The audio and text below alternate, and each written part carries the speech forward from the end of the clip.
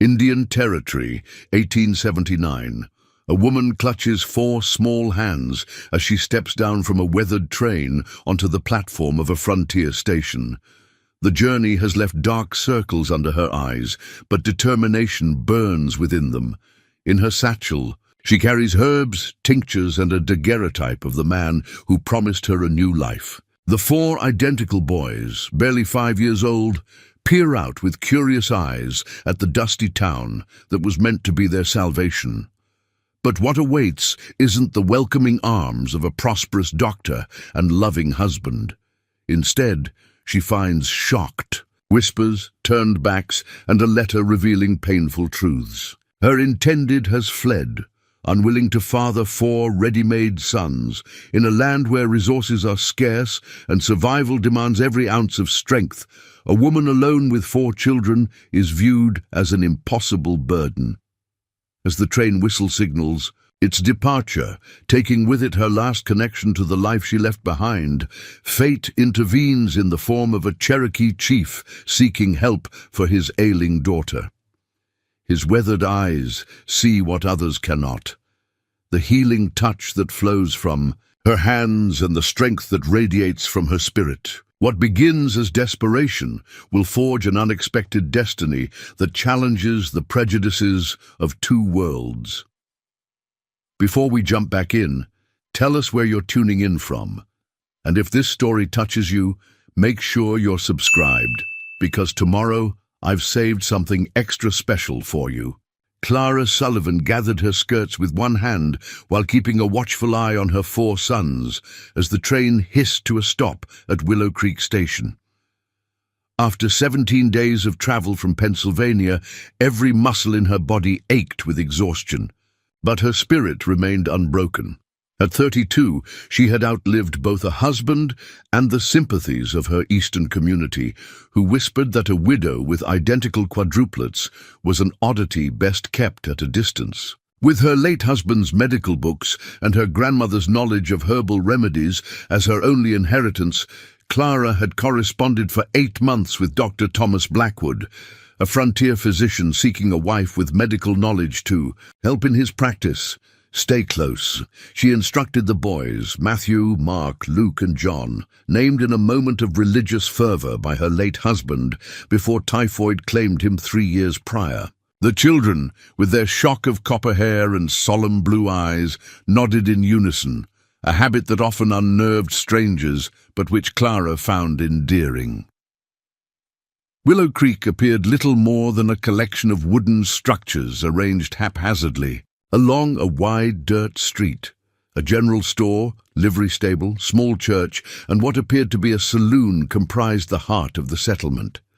Beyond these, scattered cabins and houses stretched toward the surrounding oak and hickory forests that gave the town its name. The air carried the scent of wood smoke and livestock, so different from the coal-stained skies of Pittsburgh she had left behind.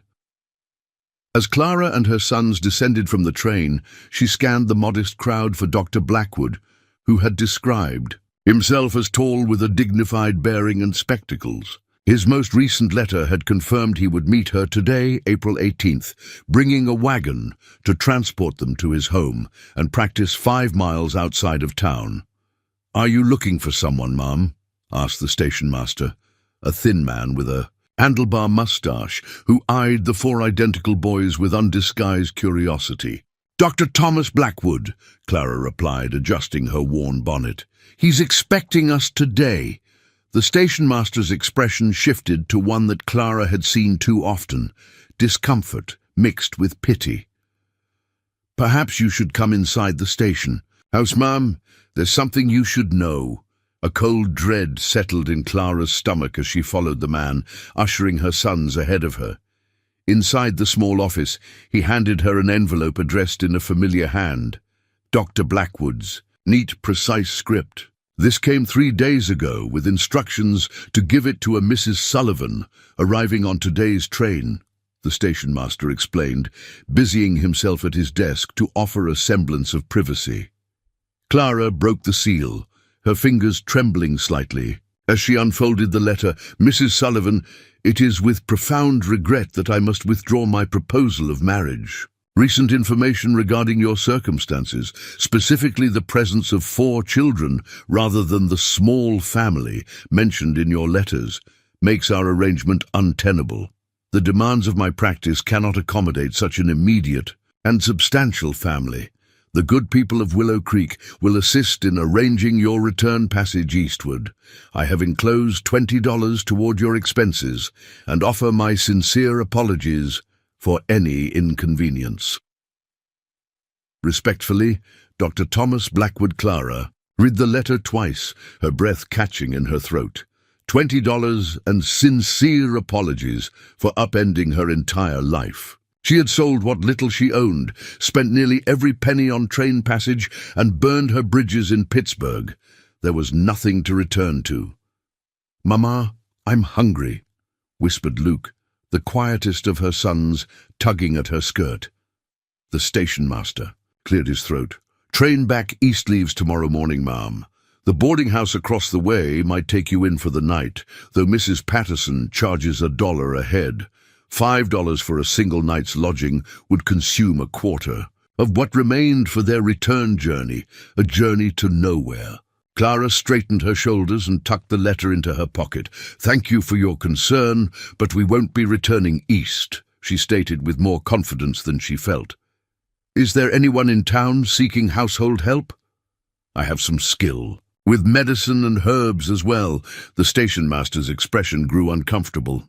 "Willow Creek's a small settlement, ma'am. Most folks barely sustain themselves, let alone hire help. And 4 young boys." He trailed off, the implication clear. 4 additional mouths would strain any household beyond reason. As Clara guided her children back to the platform where their trunks waited, whispers followed them. The few townspeople present assessed her with unconcealed judgment. A woman with 4 small children and no husband was an impossible burden in a frontier community where survival demanded every ounce of strength. "Those must be the Sullivan boys," a woman murmured to her companion. "Identical as peas in a pod. Unnatural, if you ask me." "Poor Dr. Blackwood," came the reply. "Can't blame him for reconsidering. No man wants to start with another's brood, let alone 4 all at once." Clara's cheeks burned, but she kept her gaze forward, helping her sons sit on one of the trunks while she considered their dwindling options. The $20 would feed them for perhaps 2 weeks if she was frugal, but shelter remained the immediate concern. The train whistle sounded, a warning of imminent departure. Clara watched it with a strange detachment, that final link to her past life preparing to vanish over the horizon. The boys sensed her distress, huddling closer together, in their matching grey coats, too warm for the mild spring afternoon, but the only travelling clothes she had been able to afford. "Mrs. Sullivan," a deep voice broke through her thoughts. Clara turned to find a tall Native American man regarding her with curious intensity. His black hair, streaked with silver, was pulled back neatly, and he wore a blend of traditional Cherokee clothing and elements of European dress, a fine cotton shirt under a traditional vest, adorned with intricate beadwork. A silver medallion hung at his throat, marking him as a person of significance. "I am Chief Joseph Whitefeather," he said in perfect, lightly accented English. "I overheard your conversation. You have knowledge of medicine?" Clara nodded, suddenly conscious of her travel-stained appearance. "I assisted my late husband, who was a doctor. I also know remedies passed down from my grandmother." The chief's dark eyes studied her, then moved to the 4 boys who stared back at him without fear. Something in his expression softened momentarily. "My daughter lies ill in our village 6 miles from here, 3 days now, burning with fever. Our medicine woman has tried traditional remedies without success." "What are her symptoms?" Clara asked, medical training overriding her immediate concerns. "High fever that rises with the evening, skin with small red spots, cough that brings pain to her chest." Clara's mind catalogued possibilities. "How old is your daughter?" 17 summers. "She is strong, but this sickness..." He paused, and Clara saw the concern of a father beneath the dignified exterior. Our people have suffered from white man's diseases before. I fear what this might become. Clara knelt to open one of her trunks, extracting a small wooden case. Inside were tinctures and dried herbs, carefully labeled in her precise handwriting. These might help reduce her fever, though I would need to examine her to be certain of the ailment. Chief Whitefeather watched her hands as she sorted through the remedies, his gaze lingering on the careful way she handled each bottle. "You have a healer's touch," he observed quietly. "I can see it in how you move your fingers." Clara looked up, surprised. Few had ever noticed that quality in her, the intuitive connection between her hands and healing that went beyond mere technical knowledge. "My wagon is at the trading post," Chief Whitefeather continued. "If you will come to our village and tend to my daughter, I offer you shelter until you determine your path forward." It was not a permanent solution, but faced with alternatives that ranged from poor to non-existent, Clara made her decision. "My sons and I would be grateful for your hospitality, Chief Whitefeather. I will do everything in my power to help your daughter." As they gathered her trunks, Clara noticed the station master and several townspeople watching, with expressions ranging from shock to disapproval. A white woman and her children going willingly to a Cherokee village defied their expectations and social boundaries. "The Indians keep to themselves mostly," the station master warned, approaching with reluctance. "Not proper for a white woman alone." Chief Whitefeather regarded the man with cool dignity. "Mrs. Sullivan will be honored as a healer in our village. No harm will come to her or her children." Clara lifted her chin, meeting the station master's gaze directly. "Thank you for your concern, but I believe this is Providence at work. Good day." As they departed the station, Clara felt a strange mixture of trepidation and hope. Behind them lay the remnants of broken promises, and ahead, uncertainty. Yet something in Chief Whitefeather's respectful demeanor and the genuine concern for his daughter gave her courage. Her boys walked beside her, unusually quiet, but taking in everything with wide-eyed curiosity.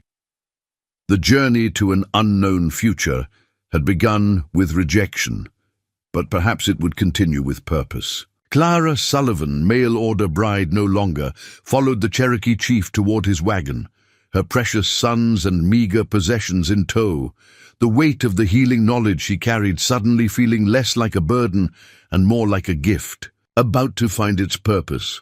Preparing and narrating this story took us a lot of time, so if you are enjoying it, subscribe to our channel. It means a lot to us. Now back to the story. Chief Whitefeather's wagon rumbled along a trail that veered away from the main road, cutting through stands of oak and hickory. Clara held Matthew and Mark on her lap, while Luke and John sat beside her on the wooden bench, their eyes wide as they watched the landscape transform. Small farms gave way to denser woodland, and the path narrowed as they traveled further from Willow Creek. "Your sons," the chief observed after a period of contemplative silence. "They have the same face, but different spirits." Clara smiled, surprised by his perception. Most people never bothered to look beyond the identical features. "Yes, Matthew is the protector, always watching over his brothers. Mark asks questions about everything he sees. Luke feels things deeply but keeps quiet, and John," she chuckled softly, "John finds mischief where none should exist." As if to confirm her assessment, John was already leaning dangerously far over the side of the wagon, attempting to grab a flowering branch. Clara gently pulled him back. "4 spirits from one womb is a powerful medicine," Chief Whitefeather said. "Among my people, such a birth would be seen as a sign from the Creator. In Pittsburgh, it was seen as an oddity," Clara replied, unable to keep the edge from her voice. "People treated them as curiosities rather than children." The chief nodded, understanding in his dark eyes. "People fear what they do not understand, but fear can be the beginning of wisdom if one has the courage to move beyond it." The philosophical observation reminded Clara that this man was not only a father worried about his daughter, but a leader responsible for guiding his people through changing and difficult times. She wondered what circumstances had led him to seek help outside his tradition from a white woman he'd never met. "Your daughter," Clara ventured. "What is her name?" "Morning Star," he replied, a softening in his voice. Her mother named her for the bright light that shone during her birth, and her mother. A shadow crossed his face. "She walks with the ancestors these past 5 winters, smallpox that came with traders from the east." Clara nodded, understanding both the medical reality and the grief beneath his words. "I'm sorry. I lost my husband to typhoid 3 years ago." They shared a moment of silent recognition. 2 parents who had faced loss, yet continued forward for the sake of their children. The Xian trail began to slope downward into a valley cradled between gentle hills. A stream curved through the center, and along its banks stood a village of structures that blended traditional Cherokee dwellings with more permanent log cabins. Smoke rose from cook fires, and Clara could see children playing near the water's edge while women worked at outdoor tasks.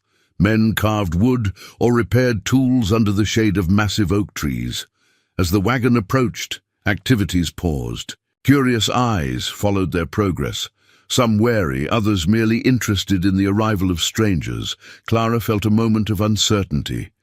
Would she be welcome here as a healer, or viewed with suspicion as an outsider? "Our village is called Peaceful." "Waters," Chief Whitefeather explained, as they rolled to a stop near a cabin larger than the others, distinguished by intricate carvings around its doorway. "We have been on this land for 5 generations, though this settlement is newer. The government has pushed us many times, but this valley we have managed to keep." Clara heard the pride and defiance in his words. This wasn't just any land. It was a hard-won sanctuary in a time when native territories were constantly shrinking under government pressure. A woman emerged from the chief's cabin, her silver-streaked hair bound in a single braid. Her face, lined with age and experience, held both authority and concern. "This is Grandmother Willow," the chief said with evident respect. "She is our medicine woman and my mother's sister." The older woman studied Clara and her sons with intelligent eyes that missed nothing. "You bring the white healer," she stated rather than asked, speaking directly to her nephew. "She has knowledge we may need," Chief Whitefeather replied simply. "Morning Star's fever has not broken." Grandmother Willow's gaze lingered on Clara's hands, then on the identical faces of the 4 boys. Something flickered in her expression, recognition, perhaps, or confirmation of some private thought. "4 spirits that are one and yet separate," she murmured. "The old stories speak of such power." She gestured toward the cabin. "Come, Morning Star grows weaker with the setting sun." Clara helped her sons from the wagon, instructing them in a low voice to stay together and behave respectfully. Chief Whitefeather spoke briefly to a young man who approached, directing him to bring Clara's trunks to a small cabin nearby. Inside the chief's dwelling, Clara's eyes adjusted to the dimmer light. The interior was larger than it appeared from outside, with a main room containing a central fire pit and separate sleeping areas partitioned by woven screens. The furnishings blended traditional Cherokee items with objects acquired through trade: a carved wooden table, chairs with woven seats, colorful blankets, and practical cooking implements. On a bed of furs in a corner lay a young woman, her features strikingly similar to her father's, but softened by youth and femininity. Even flushed with fever, Morning Star possessed a quiet beauty. Her breathing came in labored gasps, and her hands plucked restlessly at the blanket covering her. Clara immediately set her medical bag beside the bed and placed a gentle hand on the girl's forehead. The skin burned beneath her touch. "How long has the rash been present?" she asked, noting the scattered red spots on Morning Star's neck and chest. 3 days, Grandmother Willow answered. It began after the fever. I've tried willow bark tea, raspberry leaves, and poultices of yarrow. The fever lowers briefly but returns stronger each night. Clara nodded, recognizing the older woman's considerable knowledge of herbal medicine. May I? She asked, gesturing toward the girl's clothing. With Grandmother Willow's help, she examined Morning Star thoroughly, noting the pattern of the rash, the congestion in her lungs, and the swollen glands in her neck. The symptoms pointed clearly to scarlet fever, a disease Clara had seen multiple times in Pittsburgh. She has what we call scarlet fever, Clara explained, washing her hands in a basin of water. The rash is distinctive. Without proper treatment, it can damage the heart or kidneys, but caught early enough, she returned to her bag, extracting several small bottles. This is a tincture of echinacea to strengthen her ability to fight the illness. This contains extract of elderberry to reduce the fever. And this, she held up a third bottle, is a special preparation my grandmother taught me, using boneset and white oak bark to address the infection in her throat. Grandmother Willow took each bottle, uncorking them to smell the contents with an expert's discernment. Strong medicine, she acknowledged. How do you administer them? Clara explained. The proper dosages and timing, impressed by the older woman's quick understanding. Together, they prepared the first treatment, mixing the tinctures with water and honey to make them more palatable. Chief Whitefeather watched silently from the doorway as Clara gently raised his daughter's head, helping her swallow the medicine. Morning Star's eyes fluttered open briefly, dark and confused with fever. She needs to drink as much water as possible, Clara instructed. The fever dries her body, and we'll need clean cloths soaked in cool water for her forehead and wrists. The next hour passed in quiet efficiency as Clara demonstrated proper care. Techniques. She showed Grandmother Willow how to recognize improvements in Morning Star's condition and what warning signs might indicate a worsening. As twilight descended outside, Clara suddenly remembered her sons. She turned to find all four sitting quietly on a woven mat near the door, watching the proceedings with solemn interest. Despite their natural restlessness, they had somehow understood the gravity of the situation. Your children show respect, Chief Whitefeather observed. They have old souls in young bodies. Before Clara could respond, a young woman appeared in the doorway. The evening meal is prepared, she announced softly, and the visitor's cabin is ready. Clara hesitated, reluctant to leave her patient. Go, Grandmother Willow urged. Feed your children and rest. I will watch Morning Star tonight and follow your instructions. You have shown me what to do. I'll return in a few hours to check her progress, Clara promised, gathering her sons with a gesture. Outside, twilight had transformed the village. Cook fires cast golden light against the deepening blue of evening, and the air carried the scent of unfamiliar but appetizing food. Clara followed Chief Whitefeather to a communal eating area where several families had gathered. Their arrival caused a momentary lull in conversation. Clara felt the weight of curiosity and assessment in the villagers' gazes, particularly as they took in her four identical sons. Chief Whitefeather spoke briefly in Cherokee, explaining her presence, and the atmosphere relaxed slightly. The meal consisted of corn cakes, a rich stew of beans and squash, and tender venison. Clara was surprised when her typically finicky sons ate eagerly, especially enjoying the sweet corn cakes drizzled with wild honey.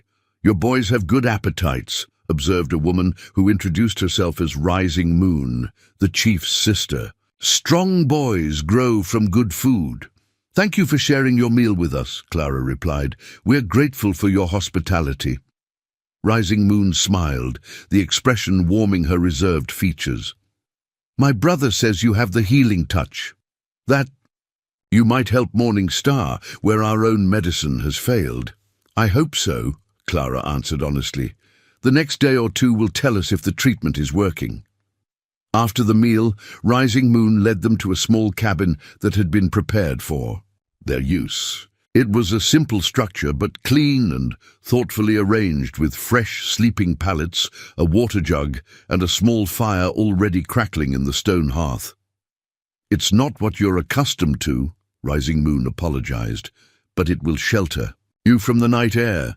"It's perfect," Clara assured her, thinking of the cramped, soot-stained rooms they had occupied in Pittsburgh. "More comfortable than many places we've slept." When Rising Moon had departed, Clara helped her exhausted sons prepare for bed. The events of the day had finally caught up with them, and even John, the most energetic, could barely keep his eyes open as she tucked the blankets around them. "Are we going to live with the Indians now, Mama?" Mark asked, his natural curiosity asserting itself despite his fatigue. "For a little while," Clara answered carefully, "while I help the chief's daughter. Get well." "I like it here," Luke said softly. "It smells like trees instead of smoke." Clara smiled, stroking his copper hair. "Yes, it does. Now sleep, all of you. Tomorrow will bring its own adventures." When the boys had drifted off, Clara stepped outside the cabin.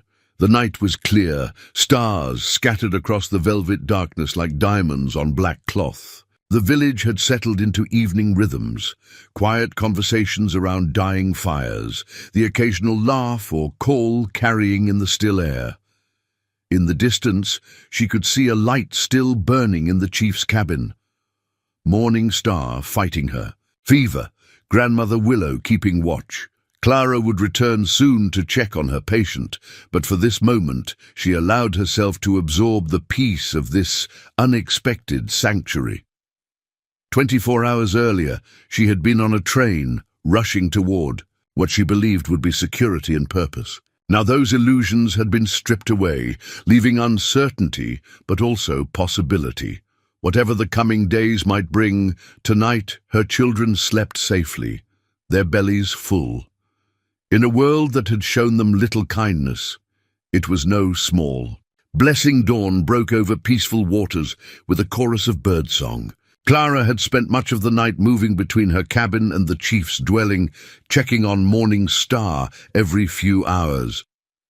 The girl's fever had not broken, but neither had it worsened, a cautious sign of hope.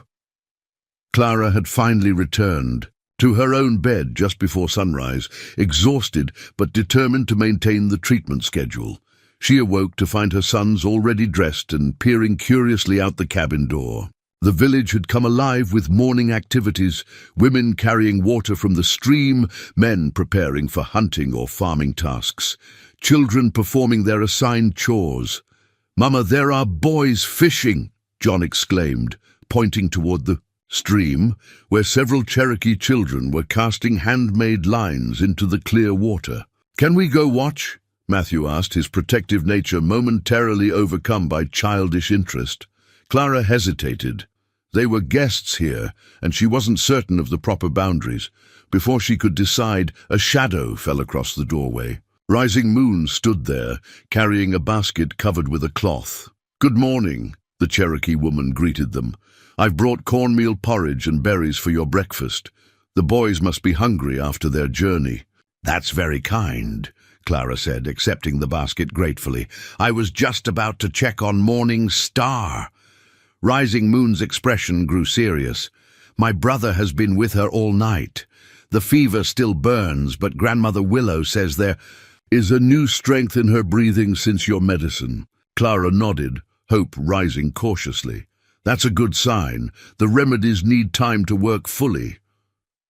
Rising Moon glanced at the 4 boys, who were watching her with identical expressions of curiosity. A smile softened her features. "Perhaps your sons would like to see the village while you tend to my niece. The children here are curious about them, though too shy to approach directly." Clara considered the offer. Her sons had been cooped up on trains and in stations for weeks, with little opportunity for normal childhood activities. Would someone watch over them? They can be energetic. My son Eagle Feather is 14 winters, Rising Moon replied. He is responsible and speaks good English from the mission school. He can show them around and make sure they stay out of mischief. After giving her sons firm instructions to mind their manners and obey Eagle Feather, Clara watched them depart. With Rising Moon, despite their identical appearance, each boy's distinct personality showed in his gait. Matthew walking tall with responsibility, Mark already pointing and questioning, Luke staying close to Rising Moon's side, and John practically skipping with excitement. At the chief's cabin, Clara found Grandmother Willow preparing fresh herbal infusions, while Chief Whitefeather sat beside his daughter's bed, his strong hand holding her smaller one.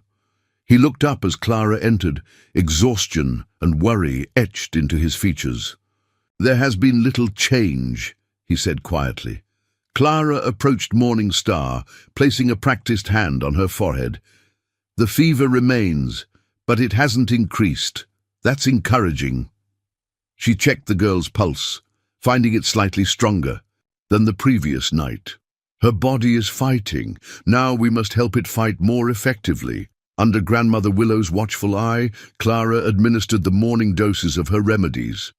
The older woman had prepared additional willow bark tea, which Clara approved as a supplement to her own medicines. The combination of traditional Cherokee healing and Clara's medical knowledge created a treatment more comprehensive than either alone. As they worked, Clara became aware of the chief observing her hands, the gentle efficiency with which she mixed remedies, the intuitive way her fingers sensed heat and pulse, the soothing touch that seemed to calm Morning Star even in her delirium. "You have the gift," he said finally. "The true healer's touch. It is rare among your people." Clara looked up, surprised by the personal observation. "My grandmother had it. She was a midwife in Ireland before coming to America. People said she could ease pain with just her hands." She hesitated, then added, "The doctors my husband worked with dismissed such things as superstition, but he recognized there was something to it." "The mission priests call it superstition too," Chief Whitefeather replied, "but they cannot explain why some healers succeed where others fail, even using the same remedies." Grandmother Willow gave a soft grunt of agreement as she arranged cool cloths on Morning Star's forehead. "The medicine is in the heart and hands as much as in the plants. This one understands." She nodded toward Clara with approval. After completing the morning treatment, Clara asked to wash up before checking on her sons. Chief Whitefeather directed her to the stream, where designated areas had been established for different uses: drinking water collection upstream, washing midstream, and other activities further down. As she knelt by the water's edge, Clara caught fragments of conversation from two women washing clothes nearby.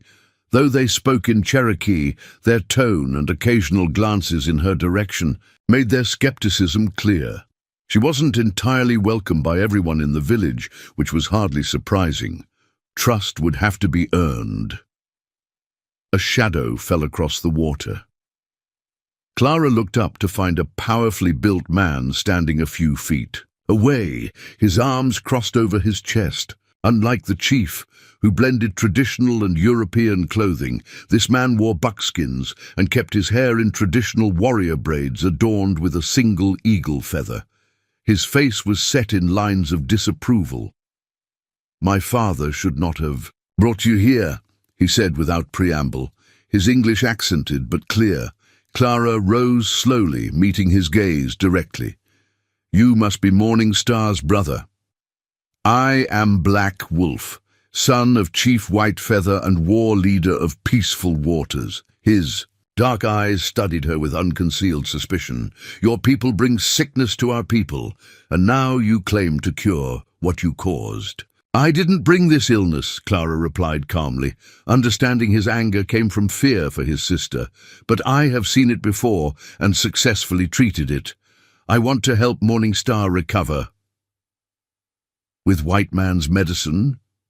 The same medicine that failed when smallpox took our mother?"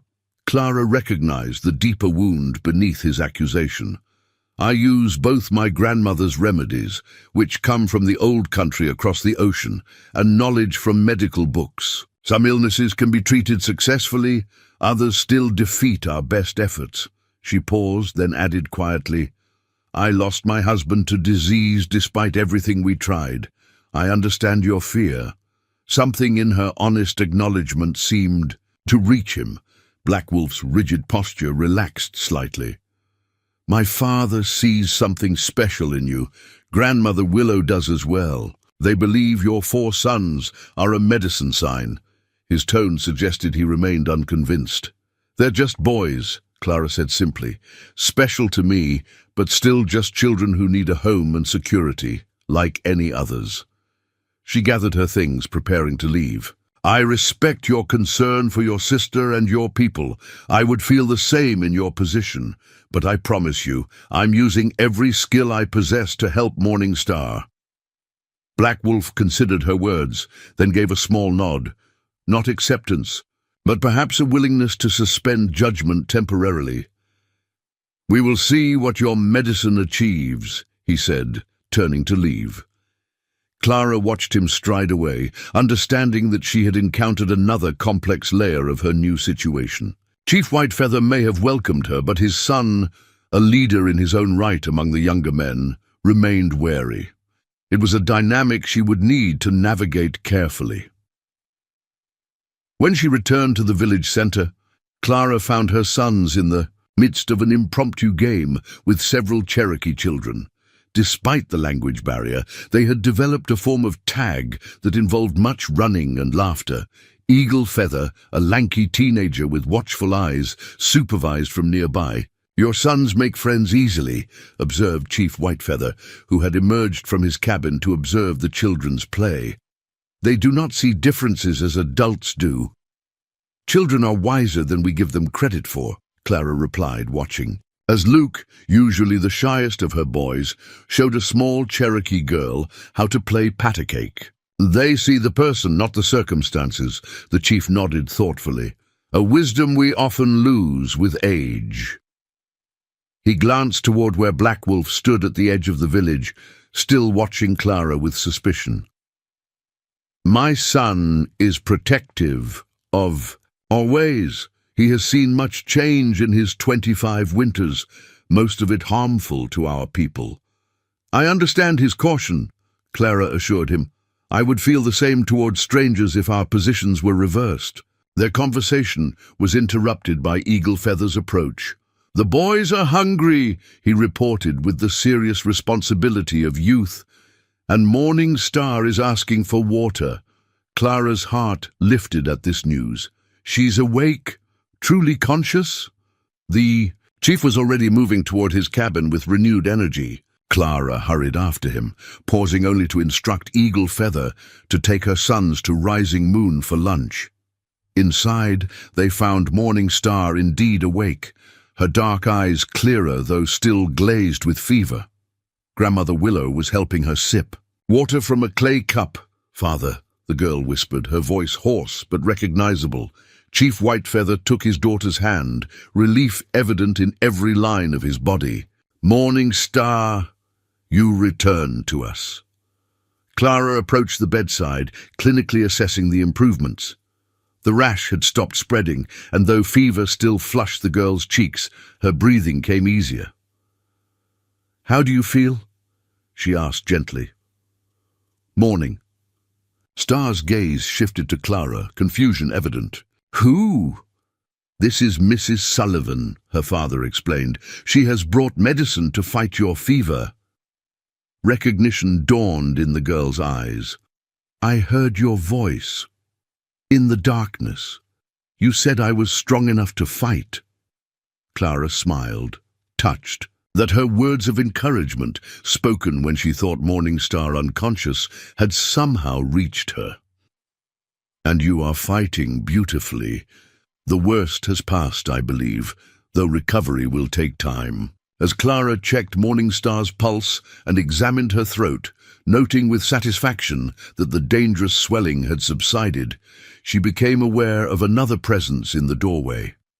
Black Wolf stood watching, his expression unreadable, as he observed his sister's improvement. His eyes met Clara's briefly, acknowledging without words that her treatment was working.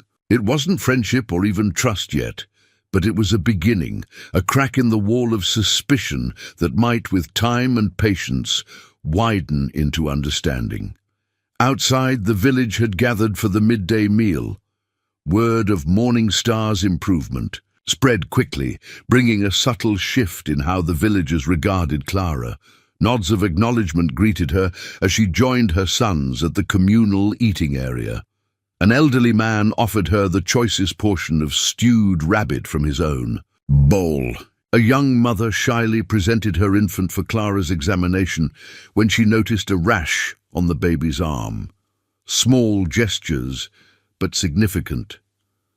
Clara recognized them as the first tentative steps toward acceptance. Not because she was white or educated, or even especially skilled, but because she had proven willing to use whatever knowledge she possessed to help someone in need. In a frontier community, whether white or Cherokee, such practical compassion transcended other differences. As the day progressed, Clara divided her time between caring for Morningstar and establishing a routine for her sons. The boys had already begun absorbing Cherokee words from their new playmates, their young minds flexible in ways adult minds rarely managed. By sundown, they could count to 10 in Cherokee and had learned the names of several animals. That evening, as Clara settled her exhausted sons into their pallets, Matthew asked the question that had been forming in her own mind. "Are we staying here, Mama, with the Cherokee people?" Clara smoothed his copper hair back from his forehead. "For now, at least until Morningstar recovers fully. After that..." She paused, the future beyond that point still unclear. "After that, we'll see what path opens before us." It wasn't the definitive answer a mother should provide, but it was honest. For the first time since her husband's death, Clara found herself truly living day by day, responding to circumstances rather than desperately trying to control them.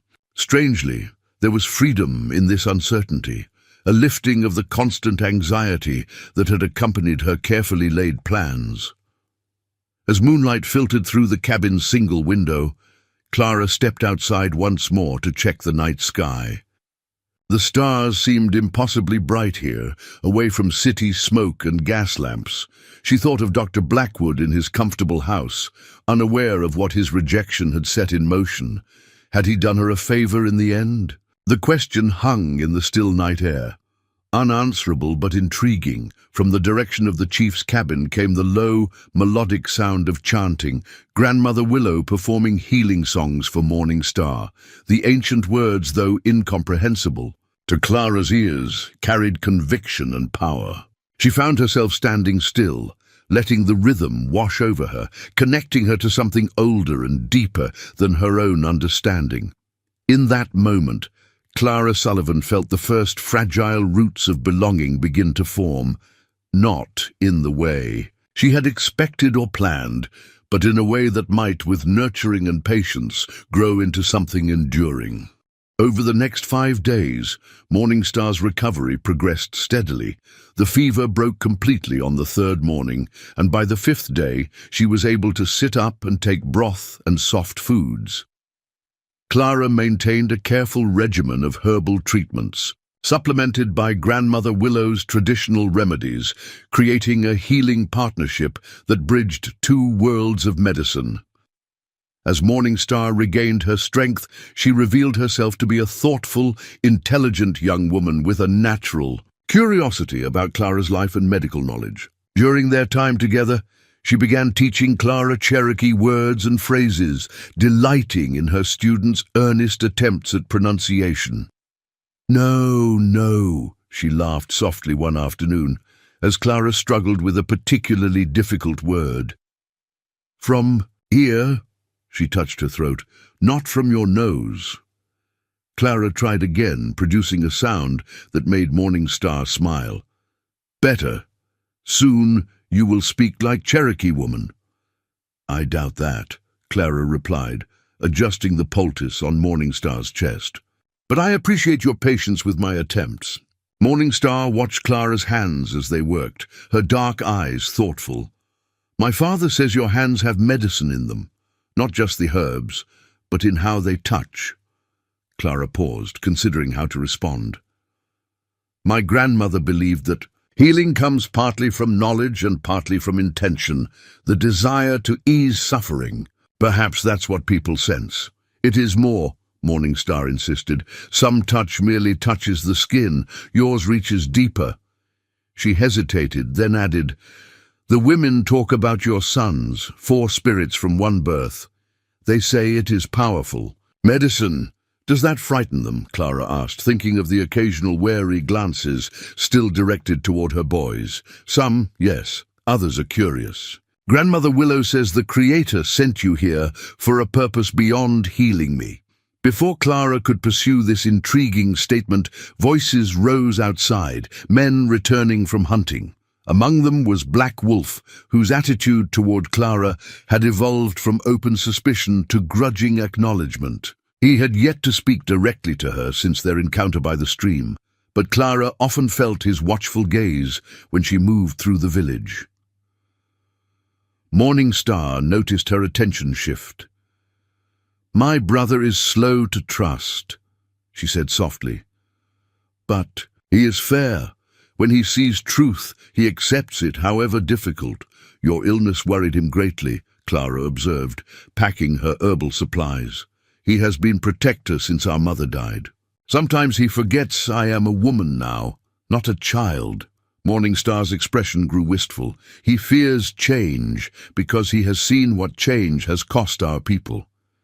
Clara understood this sentiment all too well. Her husband had often spoken of the resistance he encountered when introducing new medical techniques, not from ignorance, but from the very human fear of abandoning the familiar, even when something better was offered. Later that afternoon, as Clara helped her sons learn simple fishing techniques from Eagle Feather by the stream, Chief Whitefeather approached with an unexpected invitation.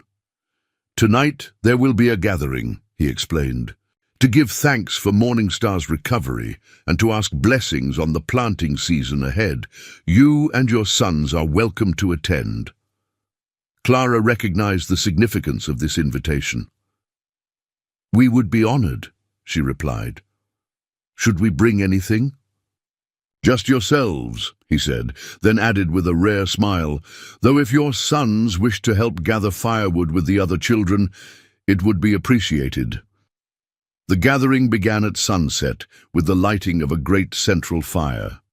The entire village assembled in a wide circle, with Chief Whitefeather, Grandmother Willow, and other respected elders seated in positions of honor. Clara and her sons were directed to sit near the chief, a placement that drew curious glances from some villagers. The ceremony began with a blessing spoken in Cherokee by the chief, followed by offerings of tobacco to the fire. Drums began a heartbeat rhythm, and dancers moved into the circle, their movements telling stories Clara couldn't yet interpret, but found mesmerizing nonetheless. "They danced the story of creation," explained Rising Moon, who sat beside Clara. "How the world was formed on the back of the great turtle, and how the animals brought light to darkness." Clara's sons watched wide-eyed, their usual restlessness replaced by fascination. Even John sat perfectly still, absorbing every movement and sound with unusual concentration. As the dancing concluded, Grandmother Willow rose and approached the fire. In her hands she carried a small clay bowl containing a mixture Clara recognized as medicinal herbs. The older woman spoke at length in Cherokee, occasionally gesturing toward Clara and her sons. "She speaks of how the Creator sends healing in unexpected forms," Rising Moon translated quietly. "How wisdom can cross boundaries of people and language when hearts are open to receiving it." Following Grandmother Willow's address, food was shared. Venison, corn, wild greens, and sweet cakes made from berries and honey. The atmosphere gradually shifted from ceremonial to celebratory as stories were told and songs sung around the fire. Clara noticed that Morning Star had been permitted to attend briefly, wrapped in blankets and supported by her father and brother. The young woman's presence brought visible joy to the gathering, confirming for Clara how deeply she was valued by her community. As the evening progressed, an unexpected moment unfolded. Black Wolf approached the fire, standing tall in the flickering light. He spoke in Cherokee for some time, his resonant voice carrying across the gathered assembly. Though Clara couldn't understand his words, she sensed their importance from the attentive silence that fell over the crowd. At the conclusion of his speech, Black Wolf turned directly toward Clara. "My sister lives because of your knowledge and your healing hands," he said in English, clearly wanting her to understand precisely. "For this, I give thanks to the Creator and acknowledge the debt I owe to you, Clara Sullivan." He removed a beautifully crafted knife from his belt, its handle decorated with intricate beadwork and carved symbols. Stepping forward, he presented it to Clara with formal dignity. "This was crafted by my grandfather, who was known for his vision and wisdom," he explained. "I offer it as a symbol of respect for your healing gift and protection for you and your sons while you dwell among us." The significance of this gesture wasn't lost on Clara or anyone present. Black Wolf, the most skeptical of her presence, had publicly acknowledged her contribution and extended protection, a dramatic reversal that carried substantial weight within the community. Clara accepted the knife with appropriate solemnity. "I am honored by your gift and your words, Black Wolf. I used only the knowledge given to me by those who came before, as your people used the wisdom of your ancestors to navigate your path." A murmur of approval rippled through the gathering at her response. Chief Whitefeather nodded slightly, satisfaction evident in his expression. The evening continued with more music and storytelling, but a subtle shift had occurred. Where before Clara and her sons had been tolerated as guests under the chief's protection, now they were acknowledged as having earned a place through their own merit. Later, as she tucked her exhausted sons into bed, Luke asked a question that caught Clara by surprise. "Are the Cherokee people going to be our family now, Mama?" Clara sat on the edge of the sleeping pallet, considering how to answer. "We've found friends here," she said carefully, "people who have shown us kindness when we needed it most. But our future path isn't yet clear." "I like it here," Mark declared, his natural curiosity having found endless fascination in Cherokee customs and crafts. "Eagle Feather is teaching me to make a fishing spear, and I'm learning their songs," John added, yawning widely. Only Matthew remained thoughtful, his young face serious beyond his years. "But we're different," he observed. "Our hair is red and our skin is pale. We don't really belong." Clara smoothed his hair gently. "Belonging isn't always about looking the same or coming from the same place. Sometimes it's about finding people who value what you bring and offering value in return." She smiled at her sons. "You four bring something special wherever you go. Your unique spirits and your bright minds." After the boys had fallen asleep, Clara stepped outside, drawn by the embers of the great fire still glowing in the village center. A figure stood there, Chief Whitefeather, contemplating the dying flames. "Your sons enjoyed the gathering," he observed as she approached. "Very much," Clara agreed. "It was kind of your people to include us." "You have earned your place," he replied simply. "Not many white women would have adapted as you have, or shown such respect for our ways." Clara thought of the many white settlers she had encountered who regarded native peoples with fear or contempt, never attempting to understand their customs or recognize their humanity. "My husband taught me that wisdom wears many faces and speaks in many tongues. To dismiss knowledge because it comes in an unfamiliar form is the height of foolishness." The chief studied her with that penetrating gaze that seemed to see beneath surface appearances. "You have lost much," he observed.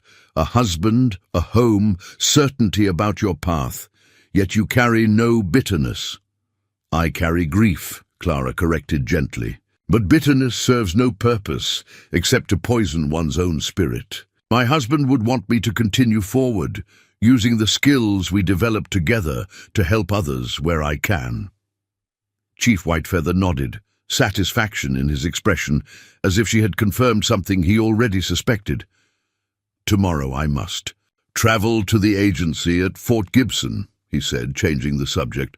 "The government representative wishes to discuss boundaries again. Always they wish to discuss boundaries." The weariness in his voice spoke volumes about these recurring negotiations that inevitably resulted in further restrictions for his people. "Will you be gone long?" Clara asked. 3 days, perhaps 4. Black Wolf will oversee the village in my absence."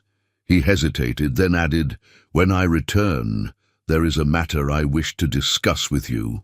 A proposition that may provide a more permanent arrangement for you and your sons." Clara's curiosity was piqued, but the chief's expression suggested he wouldn't elaborate further tonight. "I'll look forward to your return then," she replied, "and to hearing this proposition."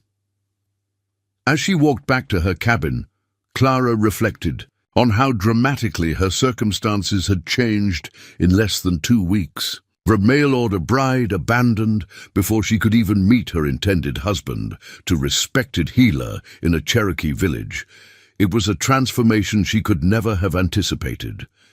Yet for all the unexpected acceptance she had found here, questions about the future remained. What proposition did the chief intend to make, and what would it mean for her and her sons if she accepted? The night breeze carried the scent of pine and distant rain. As Clara Sullivan contemplated these questions beneath a sky brilliant with stars, the same stars that had guided her journey west, now witnessing this unexpected detour in her path. Morning would bring new patients seeking her healing touch, new words to learn, new skills to master. But for now, in this quiet moment, she allowed herself to acknowledge how far she had already traveled from the desperate widow who had stepped off the train at Willow Creek Station. Chief Whitefeather's absence stretched from the anticipated 4 days to nearly a week. During this time, Clara fell into a comfortable routine within the village. Each morning she checked on Morning Star, whose recovery continued steadily, then spent time treating various minor ailments brought to her attention by villagers who had begun to trust her medical skills. The women of the village, initially reserved, gradually included Clara in their daily activities. Under Rising Moon's patient guidance, she learned to grind corn with a traditional stone metate, weave simple baskets from river reeds, and prepare foods that her sons had developed a particular fondness for, especially the sweet corn cakes drizzled with wild honey. Her quadruplets thrived in the freedom of village life, their natural energy finding healthy outlets in fishing, gathering, and games with the Cherokee children. Their identical appearance continued to fascinate the villagers, but this curiosity had evolved from wary observation to amused acceptance. The boys' distinct personalities emerged more clearly as they developed different interests. Matthew, gravitating toward hunting skills with the older boys, Mark absorbing language and stories from the elders, Luke assisting Clara with gathering medicinal plants, and John perpetually in motion, racing from one activity to another. On the afternoon of the 6th day, as Clara sorted herbs in the doorway of her cabin, Black Wolf approached. Since the night of the ceremony, his manner toward her had shifted from grudging respect to something approaching cautious friendship. He had begun to teach her sons basic tracking skills, showing particular patience with Matthew's earnest efforts. "My father returns," he announced without preamble. "Riders spotted his party crossing the ridge an hour ago." Clara looked up from her work, noting the tension in Black Wolf's posture. Is something wrong? He hesitated, then seated himself on a nearby stump, an unusual concession that indicated a desire for real conversation. The meetings at the agency never bring good news. Each time they ask for more concessions, more land, more changes to our ways. I'm sorry, Clara said simply, understanding the helplessness he must feel, watching his people's territory and autonomy gradually diminish. My father believes in finding a middle path, adapting enough to survive, but preserving what matters most.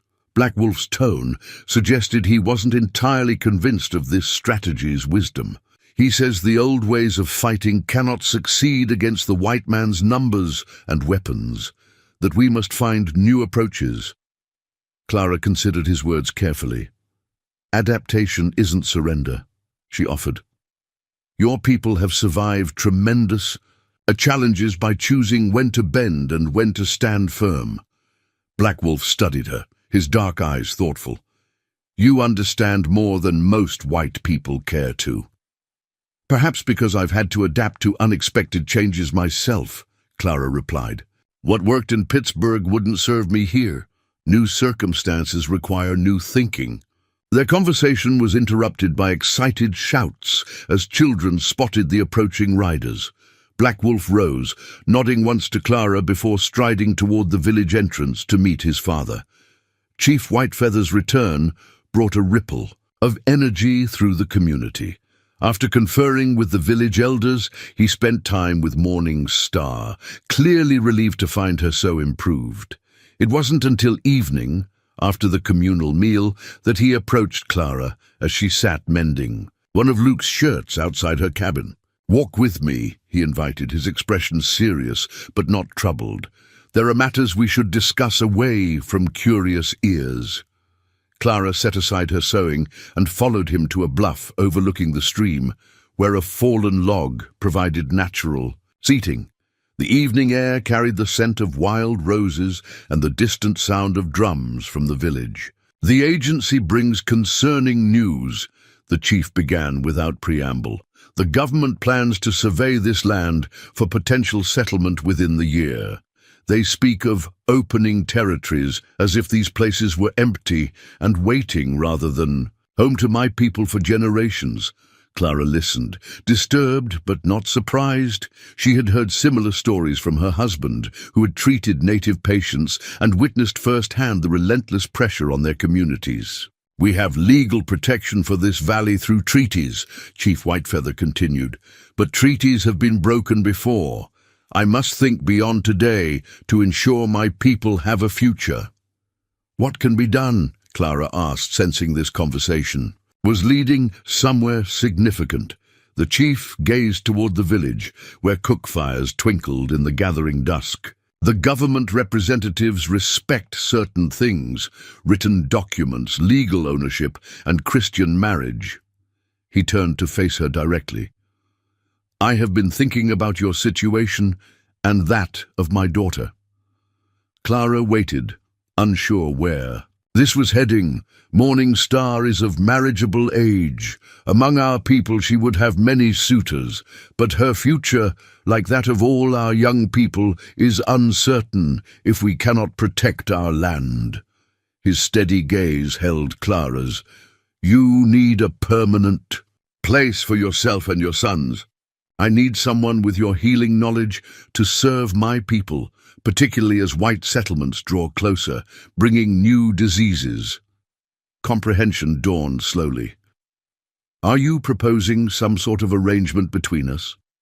"I propose a partnership," he clarified. "There is land adjacent to our village, 100 acres that was deeded to me personally by the government as compensation for serving as translator during treaty negotiations. Unlike tribal lands, it cannot easily be taken back because it is held under individual title." Clara listened with growing amazement as he outlined his proposition. He would deed a portion of this land to her for establishing a permanent home and medical practice. In exchange, she would continue to share her healing knowledge with Grandmother Willow, ensuring these skills passed to Morning Star and other young women in the tribe. Her presence as a white landowner with legal documents would provide an additional buffer against encroachment, while her medical services would benefit both the Cherokee community and eventually the settlers who would inevitably arrive. "This is incredibly generous," Clara said when he had finished. "But are you certain your people would accept such an arrangement? Many still view me with caution." "You have earned respect through your actions," Chief Whitefeather replied. "Those who still doubt will come to understand the wisdom of this path." He paused, then added, "Morning Star has great affection for your sons. She has lost her mother. They have lost their father. There is healing in these connections for both." Clara thought of how Morning Star had indeed begun to teach her boys Cherokee words and stories during her recovery, her natural gentleness drawing even shy Luke out. Of his shell, there was truth in the chief's observation. "I would need to build a proper home," Clara mused, the practical aspects of the proposition taking shape in her mind, "and eventually establish a formal medical practice. These things can be accomplished with help. The men of the village are skilled builders, and there are materials available for trade." He gestured toward the valley below. "The land has good water, fertile soil for a garden, and space for your sons to grow strong." The offer represented everything Clara had hoped to find when she agreed to marry Dr. Blackwood. Security, purpose, a fresh start. Yet it came from an entirely unexpected source and would mean a life very different from what she had imagined. "I need time to consider," she said finally. "This decision affects not just me, but my children's future." Chief Whitefeather nodded, unsurprised by her caution. "Wisdom is not found in haste. Consider until the next full moon. Whatever you decide, you and your sons are welcome here." As they walked back toward the village, Clara found herself viewing the familiar surroundings with new eyes, not as a temporary refuge, but as a potential permanent home. The thought was both exhilarating and intimidating. The following morning, Clara took her sons fishing to have time alone with them. As they sat alongside the stream, lines cast into the clear water, she carefully broached the chief's proposition. "How would you boys feel about staying here?" she asked, watching their reactions closely. "Not just for a little while, but making our home near the Cherokee village." "Forever?" Mark asked, his quick mind immediately grasping the significance. "Perhaps. Chief Whitefeather has offered us land where we could build a house. I could establish a proper medical practice to help both the Cherokee people and settlers in the region." 4 identical faces registered varying responses. Matthew's thoughtful consideration, Mark's immediate excitement, Luke's quiet contentment, and John's momentary confusion followed by enthusiastic acceptance. "Would we still learn Cherokee ways?" Matthew asked, "even though we'd have our own house?" "Yes," Clara assured him. "That's part of the arrangement. We would continue to learn from them, and I would share my medical knowledge with their healers." "Would we go to school?" Mark inquired, always concerned with learning. Clara had considered this aspect. "Eventually, as settlements grow, schools will come. But there's much to learn outside of schoolrooms, too. The Cherokee children are taught tracking, fishing, plant identification, and the stories of their people." "Eagle Feather says I have good eyes for tracking," Matthew said with pride. "He thinks I could be a hunter someday. And Grandmother Willow is teaching me about plants that heal," Luke added softly. John, typically the most energetic and least reflective, surprised Clara with his observation. "The sad went away here, Mama." "What's sad, sweetheart?" she asked. "The, sad in your eyes. It was there in the big city and on the train. It's not there now." Clara felt a lump form in her throat at his simple perception. From the mouths of children came the most profound truths, the grief that had shadowed her since. Her husband's death had indeed begun to lift in this unexpected place, replaced by purpose and the beginnings of joy. "You're right, John. she acknowledged. "I am happier here." "Then we should stay," Matthew declared with the decisive leadership that was already becoming his hallmark. His brothers nodded in agreement, the matter settled in their uncomplicated view of the world. If only adult decisions could be so straightforward, Clara thought.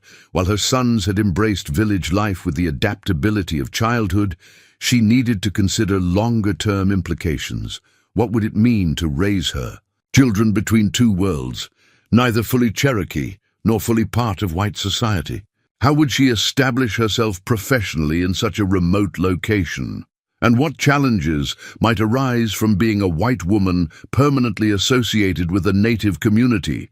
Yet, as she watched her sons, healthy, engaged, and thriving in ways they never had in Pittsburgh, Clara felt the weight of these questions balanced by the tangible benefits of Chief Whitefeather's offer. Security, purpose, community, and the chance to practice medicine where it was truly needed. Perhaps most importantly, her boys would grow up understanding that humanity transcended differences of language, custom, and appearance. A lesson far more valuable than many taught in traditional schools. A splash and triumphant shout interrupted her thoughts as John pulled a wriggling trout from the stream. The other boys crowded around, admiring his catch with excited exclamations in a mix of English and newly acquired Cherokee words. Clara smiled, watching their easy camaraderie. The decision wasn't made. She would need more time to consider all aspects of the proposition. But seeing her sons flourish in this environment made the path ahead seem increasingly clear.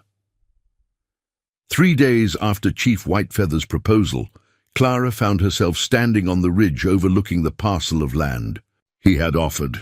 The property stretched from the edge of a pine forest down into a gentle valley, with a clear stream cutting through its center. Wildflowers dotted the open meadows, and a natural clearing near the water provided an ideal building site. Black Wolf had guided her to this vantage point, pointing out the boundaries marked by distinctive rock formations and ancient trees.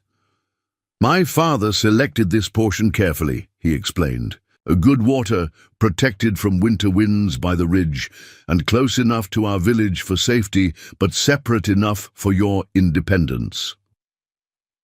Clara surveyed the landscape, mentally placing a cabin, garden, and perhaps eventually a separate structure for treating patients.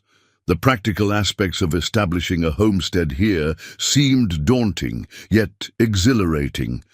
"It's beautiful," she acknowledged, "but building a proper home would require resources I don't possess." Black Wolf gestured toward the forest.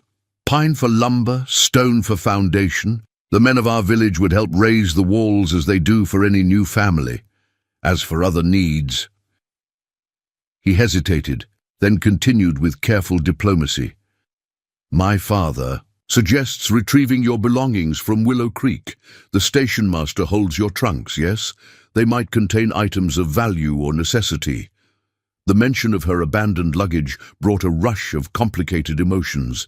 In the weeks since her rejection at the station, Clara had pushed thoughts of those possessions aside, focusing instead on immediate survival. The trunks contained practical items, clothing, books, household linens, but also bittersweet reminders of her previous life. Her husband's medical instruments, family photographs, and the wedding ring she'd removed during her journey west. "You're right," she said finally. "Those things shouldn't be abandoned, regardless of my decision about settling here. I will accompany you to Willow Creek tomorrow, if you wish," Black Wolf offered. "The journey is safer with two." His offer surprised Clara. Though his attitude had warmed considerably, she hadn't expected him to volunteer for such a task. "That's very kind, but I wouldn't want to take you from your responsibilities here." A hint of amusement crossed his typically stoic features. "My father suggested it. He believes your reception in town might be different with a Cherokee warrior at your side." Clara couldn't help but smile at this strategic thinking. He's probably right about that. As they made their way back toward the village, Black Wolf maintained a thoughtful silence for some time before speaking again. "My sister says you lost your husband to illness." "Yes," Clara confirmed, surprised by the personal nature of the question. "Typhoid fever. I nursed him through it, but his heart failed in the final stages. Yet you continued his healing work." "It became my work too over the years. We practiced together." She glanced at her companion. "My grandmother was a healer before him. Perhaps it was always my path." Black Wolf nodded slowly. "The path finds us, even when we think we choose it." After another pause, he added, "My wife and son were taken by smallpox 5 winters ago." The unexpected revelation stopped Clara in her tracks. "I didn't know. I'm so sorry." His expression remained composed, but grief shadowed his dark eyes. "Many died in that time. My son had seen only 2 summers. My wife, Singing Brook, was known for her beautiful voice." He looked away toward the distant mountains. "After, I became harder, more focused on protecting what remained of our people, less willing to see good in the white world that brought such sickness." Clara understood then the deeper source of his initial hostility toward her, not just political wariness, but personal pain associated with disease brought by white settlers. "And now?" she asked gently. "Now I see that wisdom and healing can come from unexpected sources." His gaze returned to her. "My father believes your coming here was meant, that the Creator sent you not just for Morning Star, but for our people's future. I have come to think he may be right." This vote of confidence from the once skeptical war leader carried significant weight. Clara felt both honored and humbled by his shift in perspective. "I make no claim to destiny," she said carefully. "I came west seeking security for my sons and found myself abandoned. Your father offered help when I had nowhere to turn.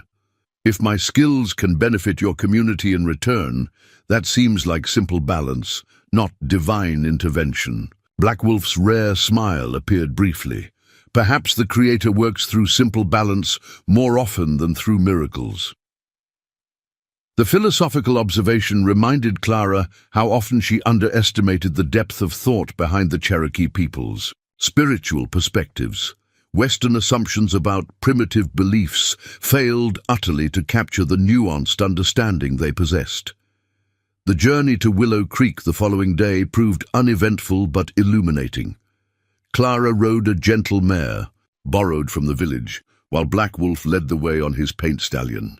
Though they encountered several settlers on the road, none offered more than cautious nods, clearly uncertain what to make of a white woman traveling comfortably alongside a Cherokee warrior. Willow Creek itself appeared exactly as Clara remembered, though it felt smaller somehow after her time in the more vibrant Cherokee community. The station master's eyebrows shot up in surprise when she entered his office, Black Wolf's imposing presence filling the doorway behind her. "Mrs. Sullivan, didn't expect to see you again," he stammered, eyes darting nervously between her and her companion. "Thought you might have caught the eastbound train." "I found a place to settle," Clara replied pleasantly. "I've come for my trunks." "Which I believe you've been holding." Yes, of course, in the storage room." He hesitated. "There's been some talk in town about you going off with the Cherokee. Mrs. Patterson at the boarding house was quite concerned."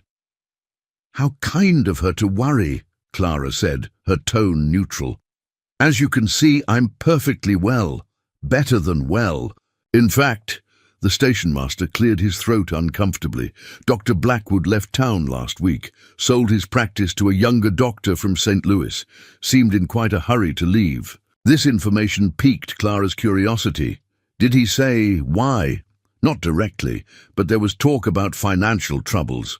Apparently, he'd borrowed heavily from Mr. Harrington at the bank, using his medical practice as collateral. When he couldn't make the payments..." The station master trailed off, But Clara understood the implication. Dr. Blackwood's rejection of her and her sons likely had less to do with being unwilling to support a ready-made family and more to do with his inability to maintain his own financial security. He had misrepresented his circumstances as thoroughly as he now accused her of misrepresenting hers. "I see," she said simply. "How fortunate that our arrangement didn't proceed." With the station master's help, Clara identified her 3 trunks in the crowded storage room. Black Wolf efficiently loaded them onto a pack mule he had brought for this purpose, his strength making light work of what would have been a challenging task for Clara alone. As they prepared to depart, the station master handed Clara an envelope. "This came for you about a week after you left. Been holding it, not knowing where to forward it." The letter bore a Pittsburgh postmark and the handwriting of her late husband's attorney. Clara tucked it away to read later, thanking the station master for his trouble. Their return journey took them past Dr. Blackwood's former residence and medical office, a handsome 2-story house set back from the main street. A new sign hung beside the door, Dr. William Caldwell, physician and surgeon. Through the window, Clara glimpsed a young man arranging medical supplies on shelves. For a brief moment, she allowed herself to imagine the life that might have been hers in that house, helping in the medical practice, establishing herself in the community, raising her sons in conventional society. It would have offered certain comforts and opportunities that life near a Cherokee village would not. Yet, as she turned her horse away, following Black Wolf toward the trail home, Clara felt no regret. Dr. Blackwood's rejection, painful as it had been in the moment, had opened a door to something more authentic than the arrangement she had initially sought. That evening, after settling her sons for the night, Clara finally opened the letter from Pittsburgh. The attorney's formal language conveyed surprising news. A small insurance policy her husband had maintained through his medical association had finally been processed. The sum wasn't substantial, $500, but represented a windfall she hadn't expected. "With this," she murmured, to herself, "I could build a proper cabin and still have funds for medical supplies." The timing seemed almost providential, arriving just as she contemplated Chief Whitefeather's offer of land. Clara wasn't prone to seeing divine signs in coincidences, but even her practical mind couldn't help but note how this development smoothed the path toward accepting the proposition. The following morning, she sought out Chief Whitefeather, finding him at the village council area where he often handled community matters. "I've made my decision," she told him, her resolve firm after a night of careful consideration. "I accept your generous offer with gratitude." A smile of genuine pleasure transformed his dignified features. "You have chosen wisely, Clara Sullivan. This path will bring challenges, but also great purpose. There are practical matters to discuss," she continued. "I've received unexpected funds that will allow me to build a proper cabin and establish a small medical practice. And I'd like to formally train Morning Star and any other young women with healing aptitude." "All this can be arranged," the chief assured her. "The building can begin within the week if that suits you. The summer months are best for such work." Clara nodded, her mind already racing with plans. "My sons and I will continue to learn Cherokee, their ways and language. I want them to understand and respect both worlds they will inhabit. A wise approach. Morning Star has already offered to continue their lessons." He studied her thoughtfully. "You understand that this decision may create difficulties with some white settlers when they eventually come. Not all will understand your choice to live near our people." "I've never made decisions based on others' expectations," Clara replied, thinking of the gossip and judgment she had endured as a widow with Quadruplets in Pittsburgh. "My concern is providing stability for my sons and using my skills where they're truly needed."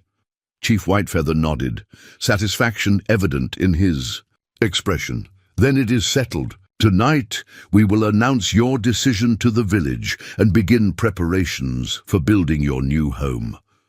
As Clara walked back to her temporary cabin, a profound sense of rightness settled over her. The mail-order marriage she had pinned her hopes on had dissolved before it began, yet that very rejection had led her to something more meaningful, not just security, but purpose, not just shelter, but community. Her 4 sons were playing with Cherokee children near the stream, their copper heads bright against the darker hair of their companions. They moved easily between English and Cherokee words, their young minds absorbing both cultures with natural fluidity. In them, Clara saw the possibility of a new kind of future, one that honored difference while recognizing common humanity. "Mama!" John called, spotting her. "Eagle Feather taught us to make whistles." "From River Reeds," Clara smiled, watching as her most energetic son demonstrated this new skill, producing a shrill sound that sent nearby birds fluttering from trees. The other boys crowded around, eager to show their own creations. "That's wonderful," she told them. "And I have news too. We're going to be building our own home nearby. We're staying." The simple announcement brought whoops of joy from all 4 boys, their enthusiasm drawing curious looks from their Cherokee playmates. As Clara explained, in her limited but improving Cherokee, smiles spread among the children. Soon they were all chattering excitedly, the Cherokee children offering suggestions about the best places to gather building materials and what features the new house should include. Watching them plan together, differences forgotten in shared excitement, Clara felt confirmation that her decision was right, not just for herself, but for her sons and perhaps in some small way for the future of both communities. The journey west had not ended as she anticipated, but it had led precisely where she needed to be. The construction of Clara's cabin began with a ceremony.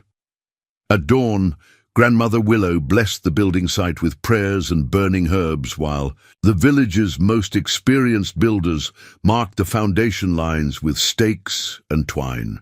Chief Whitefeather spoke words of welcome, formally acknowledging that this land, while physically separate from the village, would be connected to the Cherokee community through bonds of friendship and mutual support.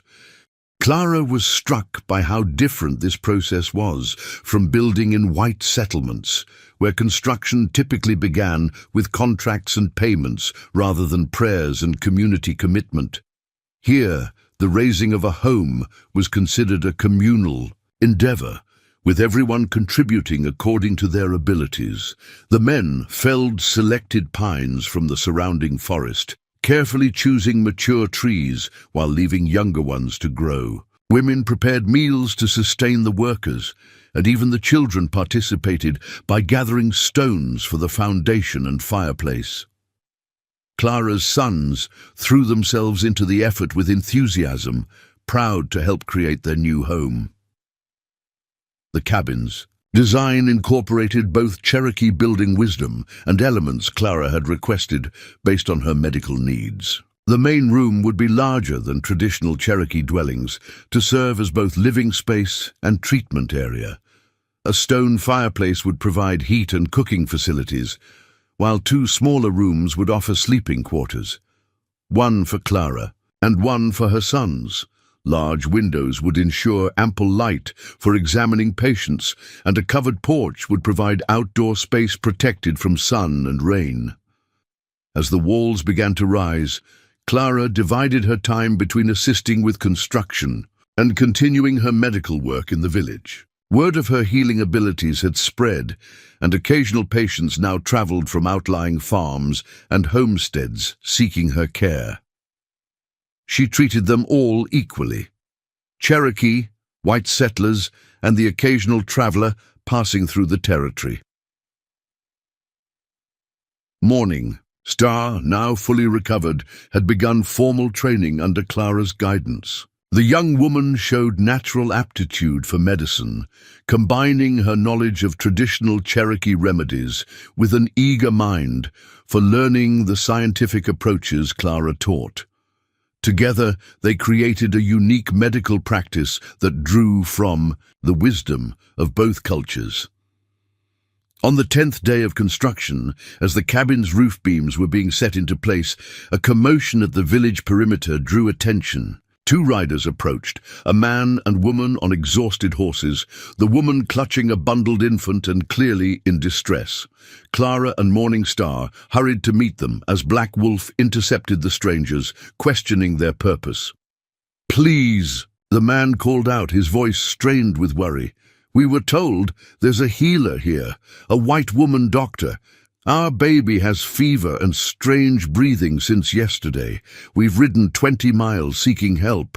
Black Wolf looked to Clara, who nodded and stepped forward. "I'm Mrs. Sullivan. Bring your child into the shade where I can examine him properly." The couple dismounted, the mother cradling her infant with the desperate care of a parent fearing the worst. They introduced themselves as Thomas and Sarah Miller, homesteaders who had settled near the territorial border the previous autumn.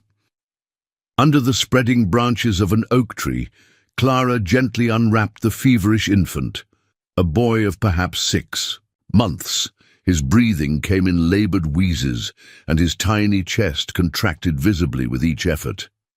Placing her ear against his back, Clara listened to the concerning crackles and whistles within his lungs. "How long has the breathing been difficult?" she asked, checking his pulse and temperature with practiced hands. "Started with just a cough 2 days ago," Sarah explained, her face drawn with exhaustion and fear. "By yesterday afternoon, he was struggling to breathe and burning with fever. We tried onion poultices like my mother taught, but nothing helped." Morning Star brought Clara's medical bag, and together they prepared a steam treatment using pine resin and herbal extracts. Clara showed the anxious mother how to hold the baby over the steaming basin, tenting a blanket to capture the medicinal vapors. "He has inflammation in his lungs," Clara explained as they worked. "The steam will help loosen the congestion. I'll prepare medicine to reduce the fever and help him breathe more easily." The Millers watched with cautious hope as Clara and Morning Star worked together, the Cherokee woman grinding herbs while Clara prepared tinctures from her supplies. To their credit, they showed no hesitation or prejudice about Morning Star's involvement, their concern for their child overriding any cultural preconceptions. "The trading post owner told us to seek you," Thomas explained as they waited for the medicines to take effect. "Said you were trained back east, but living near the Cherokee now. Some folks thought he was telling tales, but we were desperate enough to try. I trained with my husband, who was a physician in Pittsburgh," Clara confirmed, monitoring the baby's breathing as it gradually eased under the treatment. "When he passed, I continued his work. The Cherokee have been kind enough to welcome my skills and my sons." "Sons?" Sarah asked, momentarily distracted from her worry. "Quadruplets," Clara replied with a small smile. 4 identical boys, 5 years old now." The revelation brought looks of astonishment. "4 at once," Thomas marveled. "The Lord gives special burdens to those with special strength, I suppose." By evening, the infant's fever had reduced significantly, and his breathing, while still congested, had lost the frightening labor of earlier hours. Clara prepared additional medicines for the Millers to take home, carefully explaining the proper dosages and application methods. "He's too ill to travel back tonight," she told the worried parents. "You're welcome to stay until morning when he's stronger." The Millers accepted gratefully, too exhausted from worry and travel to attempt the return journey immediately. The village provided them with food and a place to rest near Clara's partially constructed cabin. Though initially cautious in the Cherokee settlement, the couple gradually relaxed as they were treated with courtesy, and their child continued to improve under Clara's care. That night, after checking on the infant one final time, Clara walked with Morning Star back toward the village under a canopy of brilliant stars. "The white settlers will come more often now," Morning Star observed. "Word will spread of your healing." Clara nodded, understanding the complex implications. Is that concerning to you? Morningstar considered the question thoughtfully. Change comes whether we wish it or not. Better it comes through healing than through fear or fighting. She glanced at Clara. My father says we must find ways to live alongside the white people without becoming them. Your presence helps build that bridge. The insight reminded Clara again of the Cherokee people's pragmatic wisdom. Rather than simple resistance or resignation to changing circumstances, they sought a third path, adaptation without surrender. Of core identity, I hope I can honor that trust, Clara replied. My goal is to heal, not to change your people's ways. Morningstar smiled. Yet change happens through connection. Already my brother speaks more English. Your sons learn Cherokee games, and I understand your medicines. We change each other without intending to. It was a profound observation that stayed with Clara as she settled her sons for sleep in their temporary shelter. The boys had spent the day proudly showing the Miller couple's older children around the village, unconsciously serving as bridges between cultures just by being themselves.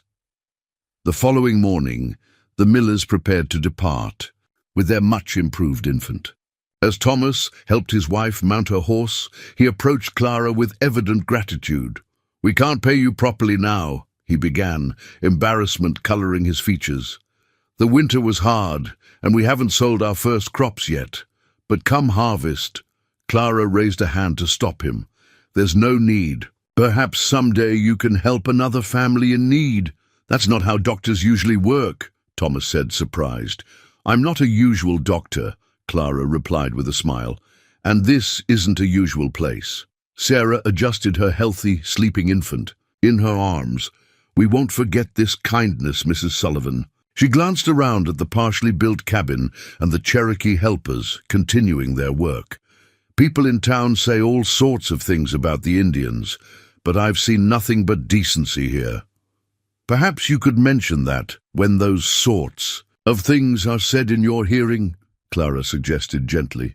Thomas nodded slowly, a new understanding in his expression. "Reckon we owe you and these folks that much at least." As the Millers rode away, Clara felt a sense of quiet satisfaction. Beyond saving the infant's life, always reward enough for a healer, she had potentially helped shift perceptions in a small but meaningful way.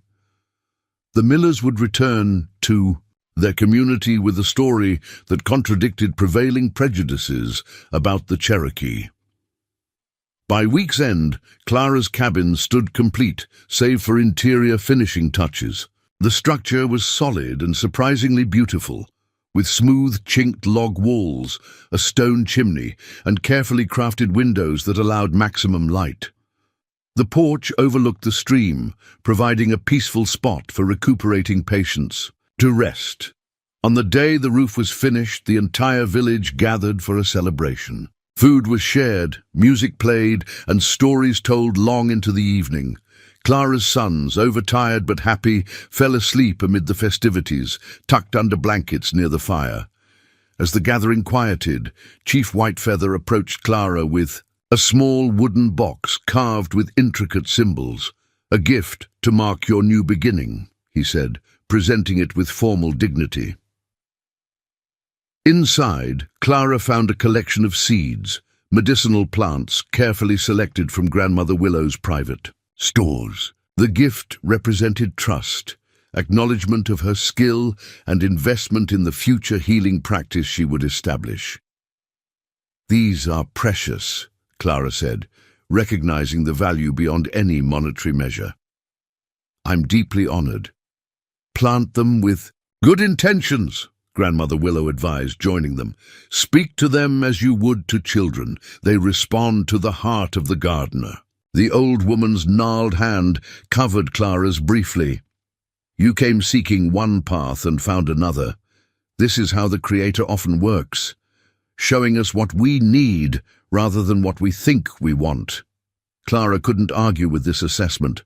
Her journey west had begun with dreams of security through marriage to a stranger. Instead, she had found purpose, community, and the opportunity to create something uniquely valuable, a healing practice that bridged two worlds. As she gazed at her completed cabin silhouetted against the night sky, Clara felt a profound sense of arrival, not at a destination she had planned, but at one that fit her and her sons more perfectly than she could have imagined. Tomorrow, they would move their belongings into the new home. There were still furnishings to build, a garden to plant, and countless adjustments ahead. The path would not be easy. Living between cultures never was. Yet as she watched her quadruplets sleeping peacefully amid their new community, Clara Sullivan knew with certainty that rejection at Willow Creek Station had been not an ending but a beginning, the first step on a journey to where they truly belonged. Autumn painted the valley in vibrant hues of gold, crimson, and amber, as Clara stood on her cabin porch, surveying the changes 5 months had brought. The medicinal garden stretched in orderly rows beside the cabin, still yielding herbs and roots despite the approaching frost. A small barn housed the mare she had purchased, and a milk cow that provided amply for her growing boys. Smoke curled from the stone chimney, carrying the scent of baking bread and simmering soup, comforts of home established through perseverance and community support. Inside, her 4 sons practiced their letters at the sturdy oak table built by Black Wolf and other village men, though they still looked identical to outsiders with their copper hair and serious blue eyes. Clara marveled at how their individual personalities had deepened and flourished in this environment of freedom and dual cultural learning. Matthew had developed a close apprenticeship with Black Wolf, learning tracking and hunting skills with remarkable aptitude. Mark spent hours with the tribal storyteller, absorbing both Cherokee legends and practicing reading from the books Clara had brought from Pittsburgh. Luke, the quietest of the 4, showed natural talent for healing, often accompanying Clara, and Morning Star as they gathered plants and prepared remedies. And energetic John had become a favorite of Chief Whitefeather, who seemed to enjoy the boy's endless questions and boundless enthusiasm. The medical practice Clara had established now served a growing circle of patients, Cherokee villagers, white settlers from surrounding homesteads, and occasional travelers passing through the territory. Her unique combination of formal medical training and willingness to incorporate traditional Cherokee healing practices had created something new and valuable that transcended cultural boundaries. Morning Star had blossomed as her apprentice, her natural empathy enhanced by meticulous study of Clara's medical books and careful observation of treatment techniques. The young woman now handled many routine cases independently, freeing Clara to focus on more complex medical challenges and the education of her sons.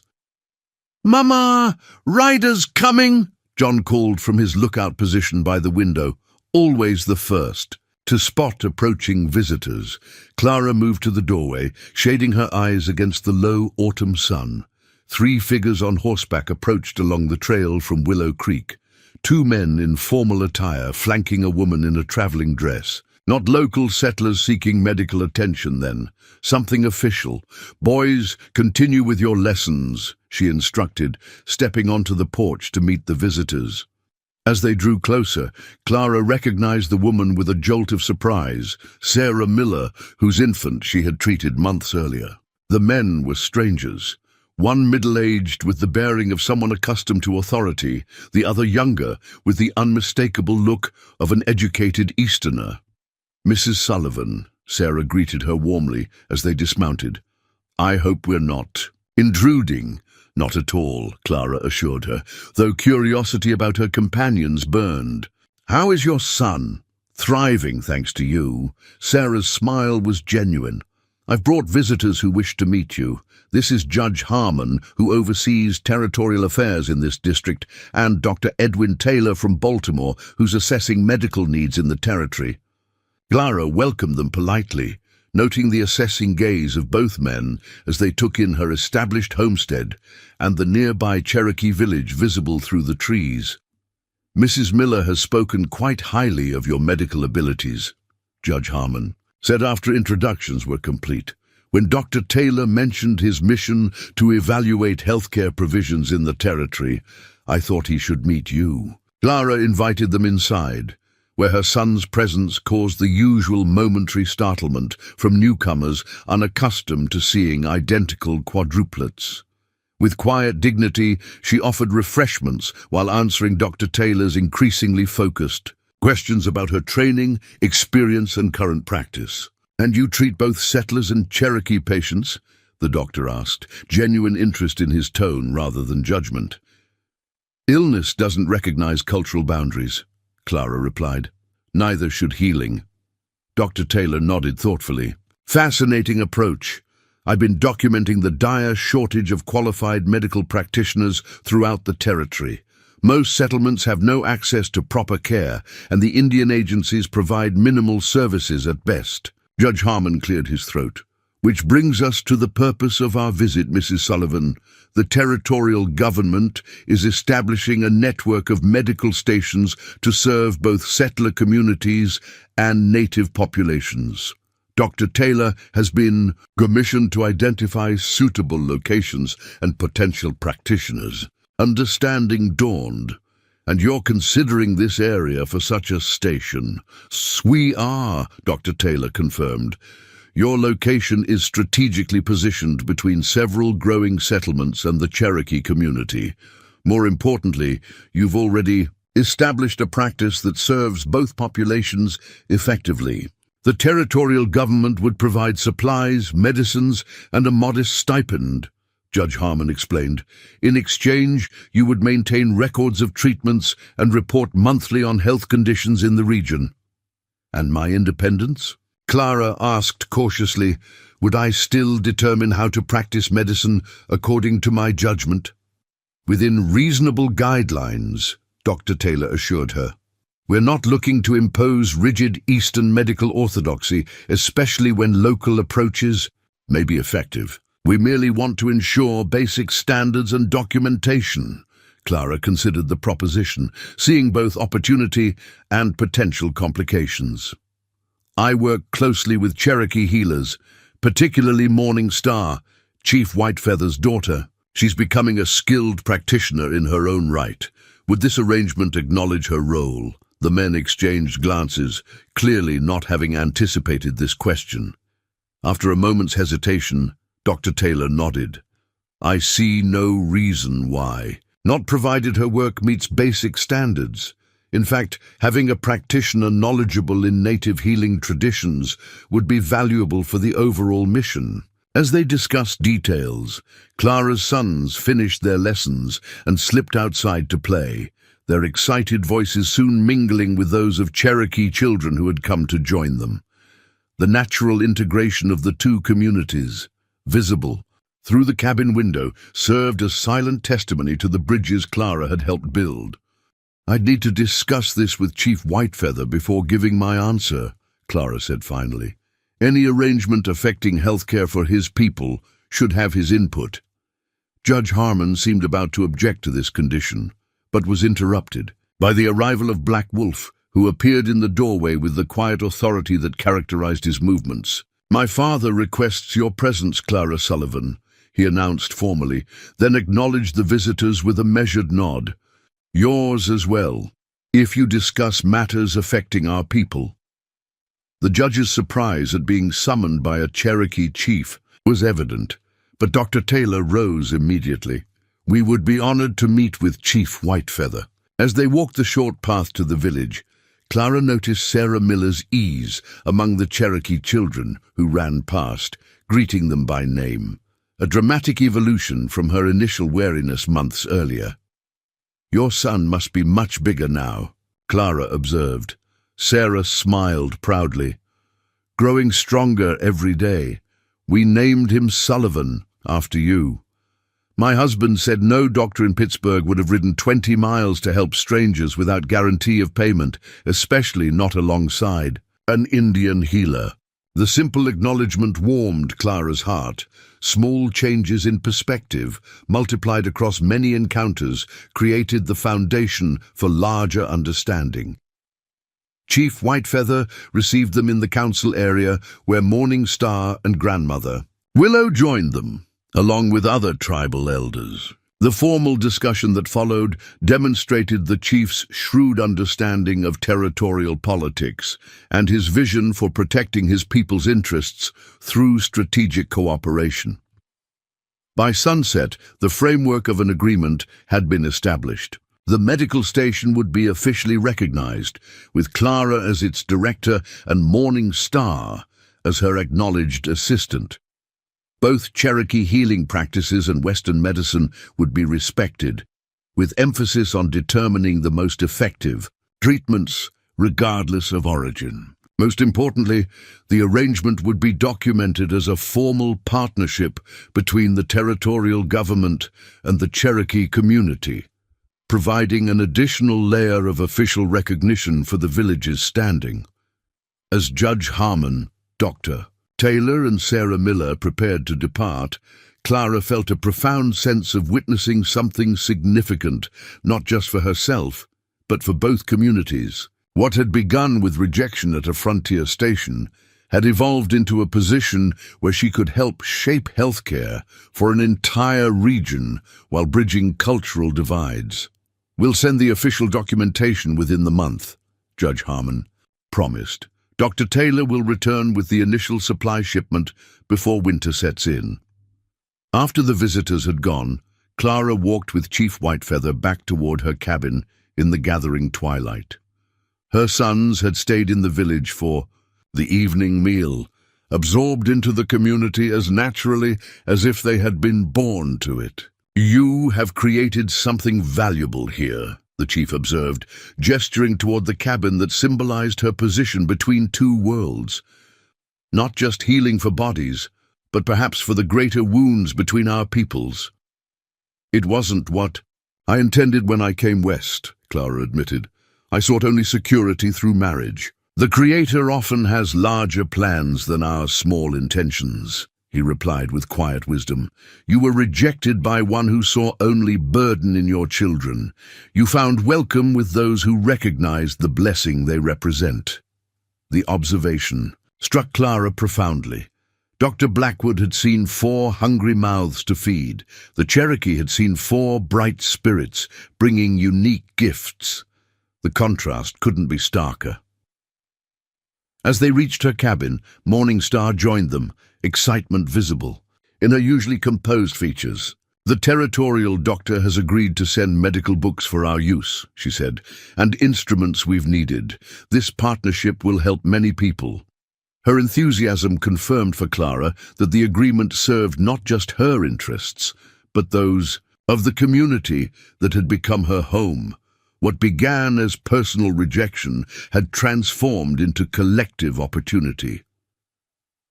That night, after her sons were asleep, Clara sat on her porch beneath a canopy of brilliant stars. The valley spread before her, her medicinal garden, the stream where her boys fished alongside Cherokee children, the village glowing with cook fires in the distance. Beyond lay rolling hills where settlers like the Millers were establishing homesteads, bringing inevitable change, but also potential for new understanding. 5 months earlier, she had stood alone on a frontier station platform, clutching 4 small hands while facing rejection and uncertainty. Now she sat before a home, built by many hands, with purpose clarified and belonging established. The mail-order marriage that had failed to materialize had made space for something far more meaningful, not just personal security, but a role in healing the divisions between peoples. Clara Sullivan, once desperate widow seeking any safe harbor, had become something she could never have anticipated, a bridge builder, a healer of both bodies and misunderstandings, a woman whose rejected arrival had transformed into essential presence. Inside her cabin, 4 identical boys slept peacefully, no longer curiosities to be whispered about, but valued individuals growing into their unique strengths. Outside, the Cherokee village and scattered settler homesteads coexisted in fragile but promising equilibrium. Between them stood Clara, with her healing hands, touched by two worlds and belonging uniquely to both. The path had not been what she planned when boarding that train in Pittsburgh, but it had led precisely where she and her quadruplets were meant to be. In the quiet night, with gratitude filling her heart, Clara whispered a truth she had come to understand through experience. Sometimes rejection merely clears the path to one's true destination. Her healing touch, recognized first by a Cherokee chief when others turned away, had found its purpose not despite hardship, but because of it, transforming abandonment into belonging, isolation into community, and uncertainty into meaningful legacy for generations to come. Winter arrived with a silent snowfall that blanketed the valley in pristine white. The medical station received its promised supplies just before the heavy snows made travel difficult, providing Clara and Morning Star with new instruments, medicinal compounds, and the reference books they had requested. Dr. Taylor had been surprisingly generous, including several advanced texts on pediatric medicine and women's health that reflected his recognition of their particular needs. Clara established a regular schedule, treating patients in her cabin 3 days a week and traveling to outlying homesteads when weather permitted. Morning Star handled most cases in the Cherokee village, consulting with Clara on more complex conditions. Together, they kept meticulous records as required by their territorial appointment, creating what Dr. Taylor later described as the most comprehensive medical documentation in the territory. The harshness of winter brought communities closer. From necessity, when influenza swept through nearby settlements, Clara and Morning Star worked tirelessly, moving between Cherokee homes and settler cabins with remedies from both traditions. Their combined approach, vapor treatments and willow bark from Cherokee medicine, alongside Clara's more conventional therapies, proved remarkably effective, resulting in fewer deaths than in neighboring areas. "You were right about the combined treatments," Clara acknowledged to Grandmother Willow one evening as they prepared remedies together. "The traditional steam with pine resin opens the breathing passages more effectively than anything in my medical books." The old woman nodded, her gnarled hands expertly grinding herbs. "And your fever medicines work faster than our bark teas. Together, they do what neither could alone." She gave Clara a knowing look. "Like our peoples, perhaps." When heavy snows isolated individual homesteads, Black Wolf organized Cherokee riders to check on distant families carrying medicine and news. Several settler families, including the Millers, spent storm days in the Cherokee village when travel became impossible, sharing meals and stories around communal fires. These forced proximities created understanding no amount of theoretical goodwill could have established. Spring arrived with renewal beyond just the natural world. Judge Harmon returned with official territorial recognition of the medical station's success, along with increased funding and supplies. More significantly, he brought news that would permanently alter the region's development. "The railroad is coming," he announced during a meeting that included Clara, Chief Whitefeather, and representatives from nearby settlements.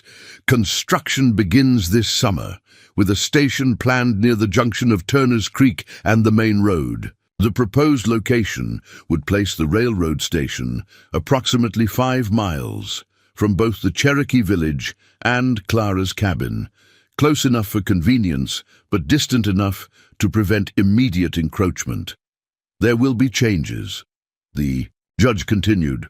"More settlers, increased trade, eventually a proper town. The territorial governor is committed to ensuring these developments respect established communities, including the Cherokee settlement." Chief Whitefeather listened with the careful neutrality that masked his strategic thinking. "And the land rights we have secured through treaties will be honored and formally recorded with the new county administration," Judge Harmon assured him. Your cooperation with the medical station has demonstrated the benefits of partnership rather than conflict. The governor considers this region a model for territorial development. Later, as Clara walked with Chief Whitefeather along the stream that bordered their properties, they discussed the implications of the coming changes. The railroad brings both opportunity and threat, he observed. Trade for our crafts, access to supplies we need, but also more pressure on our boundaries and ways. Your leadership has secured important protections, Clara reminded him. The formal recognition of your land rights, the partnership through the medical station, these create official relationships that newcomers will have to acknowledge. He nodded thoughtfully. And your position between our worlds becomes even more valuable. The settlers listen to you in ways they would never listen to me. It was true. Over the months, Clara had become not just a healer, but an interpreter of cultures, explaining Cherokee perspectives to settlers and helping the Cherokee understand the newcomers' ways. Her unique position, respected in both communities without fully belonging to either, allowed her to bridge divides that might otherwise have widened with increasing contact. By summer's end, when Clara's boys celebrated their 6th birthday with a gathering that included both Cherokee children and settler families, the foundation for the region's unusual development was firmly established. The small celebration reflected larger changes. Cherokee children teaching settler children their games, settler mothers bringing dishes to share alongside traditional Cherokee foods, and conversations that flowed across cultural boundaries. With increasing ease, as Clara watched her sons blow out candles on the cake Sarah Miller had insisted on baking for the occasion, she caught Chief Whitefeather's gaze across the gathering. His slight nod conveyed understanding of what they were witnessing. Not perfect harmony or the erasure of differences, but the beginning of something rarely seen in the territories. Communities choosing cooperation over conflict, curiosity over fear. That night, after guests had departed and her tired boys slept soundly, Clara found Black Wolf waiting on her porch, his expression uncharacteristically uncertain. "The railroad brings many changes," he said without preamble. "Some good, some difficult, but change comes regardless of our wishes." "Yes," Clara agreed, wondering at his purpose. He stood silent for a moment before continuing. "When Singing Brook died, I believed I would walk alone for all my remaining days. This was proper, I thought, as I needed to focus on protecting our people." The personal direction of his words surprised Clara, who had grown accustomed to his typical focus on community matters rather than individual concerns. "The past year has shown me that protection takes many forms," he continued, "sometimes through strength, sometimes through building new understandings. Your presence has helped create protection of a kind I could not have achieved alone." Clara felt a flutter of awareness at the direction of his words. Over the months, her relationship with Black Wolf had evolved from wary acquaintance to respected colleague to something less easily defined, a friendship deepened by shared purpose and mutual respect. "My sons have benefited greatly from your teachings," she said carefully.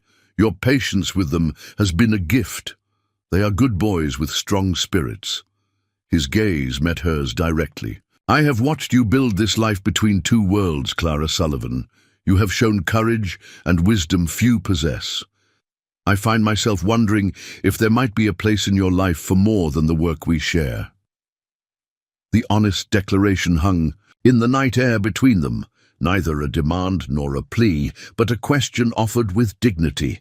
Clara felt the weight of it, understanding that his words represented not just personal feeling, but consideration of what their potential union might mean for both communities. "I would need time," she said finally, "not because I don't value your character and friendship, but because this decision affects many beyond just ourselves." He nodded, having expected nothing less thoughtful from her. "The moon will complete many cycles before the railroad brings its greatest changes. There is time for hearts to find their true path. With formal courtesy, he added, "I ask only that you consider the possibility." After he departed, Clara remained on the porch, her thoughts turning to the unexpected journey that had brought her to this moment. When she had boarded that train, in Pittsburgh, she had sought security through marriage to a stranger, believing it her only option for providing stability for her sons. Now she stood as an independent professional, respected landowner, and vital community member, considering a relationship based not on desperate need, but on mutual respect and shared purpose. The irony wasn't lost on her. Rejection by Dr. Blackwood had ultimately opened the door to a life far richer than anything he could have offered. Had she married him as planned, she would have been merely the doctor's wife in a small frontier town, her medical knowledge used only at his discretion, her sons perhaps tolerated but never truly valued for their unique spirits. Instead, she had found her own path, one that honored both her professional abilities and her role as a mother. The quadruplets, once viewed as burdens, had become bridges between communities, their natural openness to both cultures creating connections no adult diplomacy could have achieved.